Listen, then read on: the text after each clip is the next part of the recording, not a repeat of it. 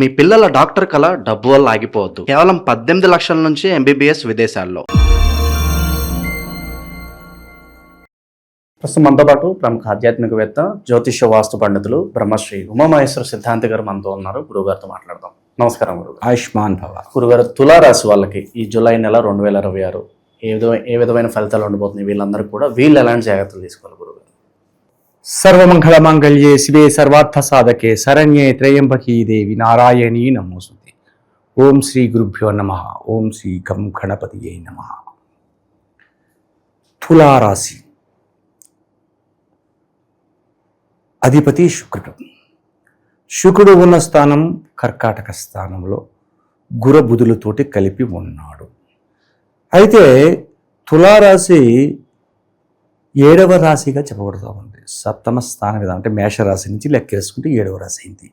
ఈ యొక్క తులారాశి వారు విధానాలంటే చిత్త 3, 4 పాదము, స్వాతి 1, 2, 3, 4 పాదములు, విశాఖ 1, 2, 3 పాదములు, 1, 2, 3 పాదములే ఈ తులారాశిలో ఉంటాయి.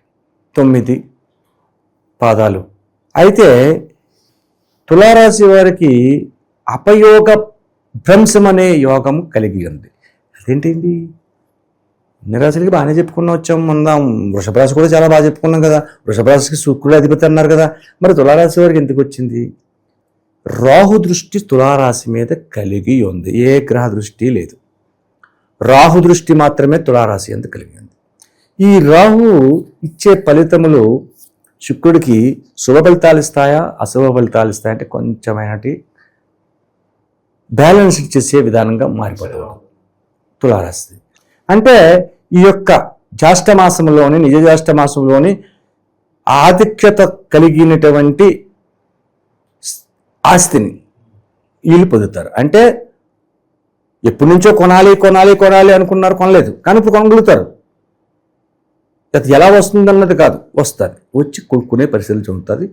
ప్రతి స్త్రీ విధానంలో తులారాశిలో ఉన్న స్త్రీలకు ఈ యొక్క విధానం ఉంటుంది. తులారాశిలో ఉన్న పురుషులు కొనలేరా అండి అన్నారు. స్త్రీ పరంగా కొనుక్కోవాలి. తులారాశిలో ఉన్న పురుషుడు ఏదైనా స్థిరాస్తి కొనాలంటే భార్య పేర మీదుగా కొనాలి. అప్పుడు యోగదాయకమైన స్థితిని ఈ తులారాశి వారు పొందుతూ ఉంటారు. ఇక అలాగే ఇందాక కన్యరాశిలో మనం చెప్పుకున్నాం స్త్రీ యొక్క ప్రేమికుల యొక్క విధానాన్ని ఏ రకంగా ఉంటుందండి. ఈ యొక్క కన్యరాశిలో ఏ విధమైనటువంటి పరిస్థితి ప్రభావాలు కలిగి ఉన్నాయో తులారాశిలో ఉన్న ప్రేమికులకు కూడా అదే పరిస్థితి పొంది ఉన్నారు. కాబట్టి ప్రేమ వ్యవహారంలో కొంచెం ఆచితూచి అడుగులు ముందుకు వేసుకోవాలి అనే పరిస్థితి. ఇక ఉద్యోగ రంగంలో ఇందాక చెప్పుకున్న ప్రమోషన్స్ అవి పొందుతున్నారు, ఉన్నతమైన స్థానాన్ని పొందుతున్నారు. ఈ రకమైనటువంటి ఫలితములు తులారాశి వారికి ఈ మాసం యందు ఉన్నాయి. ఉన్నతమైన స్థానాల్ని పొందగలిగేటువంటి స్థితిగతులు వీరికి తదుపరి మాసం యందు కూడా యోగదాయకమైన స్థితిని పొందుతారు. ఇక విదేశీ ప్రయత్నాలు ఎవరైనా చేయాలనుకుంటే వాళ్ళకి ఎలా ఉంటుందన్నారు?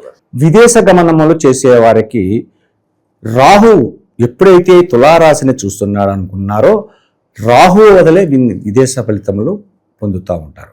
రాహు కలిసి ఉంటేనే విదేశ గమనాన్ని అబ్రాడ్స్కి వెళ్ళాలి, రాహు ఉండాలి, గురు రాహువులు కలియక ఉండాలి అనే పరిస్థితి కలిగి ఉండాలి.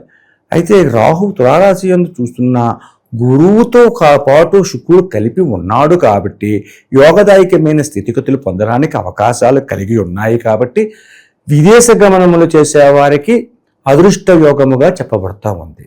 అంటే వెళ్ళాలి, ఎప్పటి నుంచో వెళ్ళాలి, వీళ్ళు అక్కడ ఉద్యోగాన్ని సంపాదించుకో రాలేదు, ఇప్పుడు వస్తుంది అవకాశం, విదేశ విధానాలకి వస్తుంది. దానికి ఆధిక్యత కలిగించేది రాహువే. రాహు విధానం తులారాశి యందు రాహు దృష్టి కలిగి ఉన్నందువల్ల యోగదాయకమైన స్థితి పొందుతున్నారు. ప్రయత్నం చేయండి. ప్రయత్నం చేస్తే జరగని పనిటూ ఉంటుంది. అయితే వ్యాపార రంగంలో చిన్న చిన్న అవరోధాలను ఎదుర్కోవాల్సి వస్తుంది. చిన్న చిన్న అవరోధాలు అంటే ఫర్ ఎగ్జాంపుల్ ఒక రియల్ ఎస్టేట్ చేస్తున్నారు, భూమికి సంబంధించింది చేస్తున్నాడు, ఇల్లు కట్టించడం వల్ల అతను కోటో భూములకి సంబంధించి రియల్ ఎస్టేట్ చేస్తూ ఉంటాడు. ఏమండి రేపు వచ్చి మీకు 50 లక్షలు ఇస్తాను, ఉన్నది తర్వాత నెల ఆఖరిలో ఇస్తాను అని చెప్తాడు. ఓహో ఈ తులారాశి వారు అనుకుంటారు, ఓ మనకు వస్తుంది అనమాట, 50 లక్షలు వస్తుంది, రేపు వస్తా అంటున్నాడు, రేపు వెళ్ళినాడు, రాదు అంటాడు కానీ రాదు.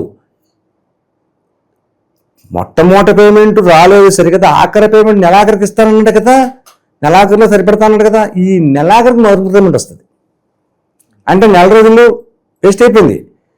ఈ లోపల ఈ వ్యాపారస్తులకి ఇతను ఒక్కడే కదా, రకరకాలు ఉంటాయి కదా, ఇచ్చి పుచ్చుకునే వ్యవహారం తిప్పేదే వ్యాపారం. వచ్చిన డబ్బులు దాచుకునేది కాదు, ఉన్న డబ్బులు తీసుకొచ్చి బయట పెట్టాలి, బయట ఉన్న డబ్బులు తీసుకొచ్చి లోపల పెట్టాలి, లోపల ఉన్న డబ్బులు ఇంకో చోట పెట్టాలి, ఇలా సతమతం అవుతూ ఉంటారు వ్యాపార రంగంలో. అందులో రియల్ ఎస్టేట్, అందులోని ఇటువంటి విధానాలు ఉంటాయి. నమ్మిన మిత్రులే మోసం చేస్తారు. ఎవరైతే నమ్మక విధానంగా ఉంటారు, అయ్యా మీరు చెప్పిందే నాకు ఇష్టమండి, మీరు చెప్పిందే వింటామండి అని చేతులు కట్టేసుకుని మాట్లాడుతూ ఉన్నట్టుగా సంచరించే వాళ్ళందరూ కూడా ఎప్పుడు అవకాశం దొరికితే అక్కడ నొక్కేద్దామని చెప్తారు. అటువంటి వ్యాపారంలో నష్టదాయకమైన స్థితిని పొందుతున్నారు. అలాగని చెప్పేసి అప్రమితంగా నష్టపోయి ఏం చేయాలో అర్థం కావట్లేదు, ఫుడ్కి లాటరీ కొట్టే పరిస్థితి వచ్చేసిందంటే అది ఆటోమేటిక్ ఏం కాదు, రావాల్సినది ఆగిపోయింది, వస్తాననుకున్నది రాకుండా ఉండిపోయింది, వచ్చేసింది అనుకున్నది వెనక్కి జరిగింది. ఇటువంటి స్థితిగతులతోటి వ్యాపార రంగంలో ఉన్నారు. ముఖ్యంగా నేను చెప్పిన వ్యాపార రంగం ఏదంటే రియల్ ఎస్టేట్, భూములకు సంబంధించి విధానాల్ని సంప్రాప్తమవుతుంది. అలాంటి విధానంగా తులారాశి వారు ఉన్నారు. ఉద్యోగ రంగంలో ఉన్న వారికి ఉన్నతమైన స్థానాన్ని పొందుతున్నారు, అత్యధికమైన ఉన్నతమైన స్థానాన్ని పొందుతున్నారు. ఉద్యోగంలో కూడా ఇంకా ఎచ్చుకు ఎదిగే పరిస్థితులు పొందే పరిస్థితులు ఈ తులారాశి వారికి ఉన్నాయి. అలాగే తులారాశి యొక్క స్త్రీల యొక్క విధానాన్ని ఇక్కడ మనం తీసుకోవాలి.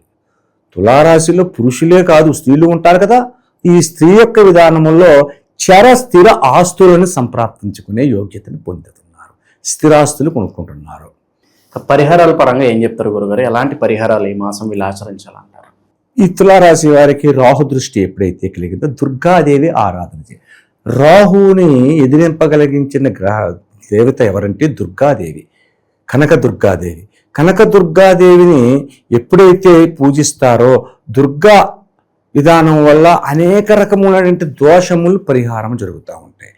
ఇక్కడ దుర్గాదేవిని ఆరాధన చేస్తే ప్రేమతత్వంలో ఉన్న వారికి ముందుగా చెప్పుకున్నది వల్లీ దేవసేన సుబ్రహ్మణ్య స్వామిని చెప్పుకున్న ఆ రాశికి, ఈ తులారాశికి దుర్గాదేవిని మళ్ళా ఇక్కడ ఆవాహన విధానాన్ని చేస్తూ ఉంటారు. దుర్గాదేవి వలన అనేక రకమైన ఉపయోగకరమైన పొందుతారు. చక్ర పొంగలిని నివేదన చేయండి. దుర్గాదేవిని ఆరాధించేటప్పుడు చక్ర పొంగలిని చేసి శుభ్రంగా కిస్మిస్, ద్రాక్ష పళ్ళు వాటిని వేసి చక్కగా వండింది చక్ర పొంగల్ నైవేద్యం పెట్టి పెద్దలైన వారికి 5గురికి తక్కువ కాకుండా ఆ యొక్క ప్రసాదాన్ని ఇవ్వాలి. పెద్దలు అంటే అమ్మవారికి, ఆడవారు మొత్తైదువులకి, 5గురు మొత్తైదువులకి తక్కువ కాకూడదు, 5గురి కన్నా ఎక్కువ ఉన్నా పర్వాలేదు, తక్కువ ఉండకూడదు. వాళ్ళకి ఆకులో పెట్టాలి. ఏ ఆకులో పెట్టాలయ్యా? అడ్డాకులు అంటారు, అందులో పెట్టకూడదు.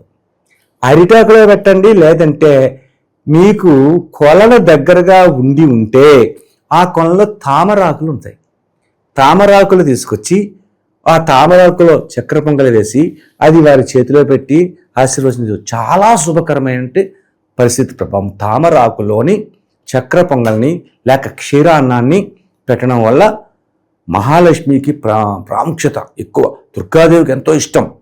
అటువంటి విధానంలో లక్ష్మీదేవి పుట్టింది తామర పువ్వు ఏందండి, తామర ఆకులోని మనకి కళలో కూడా కళా ఫలితాల్లో మనం చెప్తుంటాం, అప్పుడు అడుగుతుంటాం, కళలో కూడా తామరాకులో అన్నం కానీ మజ్జిగ అన్నం, పెరుగన్నం కానీ లేకపోతే పరవాన్నం కానీ చక్రమలు కానీ తిన్నట్టు కళ వస్తే కళ వచ్చిన నెల తిరగకుండానే వీడు కోటీశ్వరుడు అవుతాడు. ఇది కళల ఫలితంలో ఉంది, అంతటి యోగ్యతాయకమైనటువంటి కాబట్టి తామరాకులో పెట్టినందువల్ల ఎంతో ఉన్నతమైన ప్రాప్తిని పొందుతారు. లేదంటే తామరాకులు దొరకమండి, మేము ఏం కొనం లేదు, తామరాకులు ఎక్కడికి వెళ్తాం, తామరాకులు ఎక్కడో లోపల ఉంటాయి అన్నవాళ్ళు ఏం చేయాలంటే అరటి ఆకు, అడ్డాకు అనేది పెట్టకూడదు. అంటే ఇస్తరాకు అంటారు కదా, చిగురుపోలతో కొట్టి పెడతారు, ఆ ఆకు కాదు, ఇది కానీ అది కానీ. చాలామంది ఏం చేస్తున్నారంటే పేపర్ ప్లేట్ల మీద అరిటాకు బొమ్మ వేసేసి ప్లాస్టిక్ది అందులో పెట్టేస్తారు. అది కాదు, అలా చేయకూడదు. ఓవరాల్గా ఈ నెల తులారాశి వాళ్ళకి ఎలాంటి పరిణామాలు జరగబోతున్నాయో మంచి విశ్లేషణ అందించారు గురుగారు. ధన్యవాదాలు. ఆయుష్మాన్ భవ.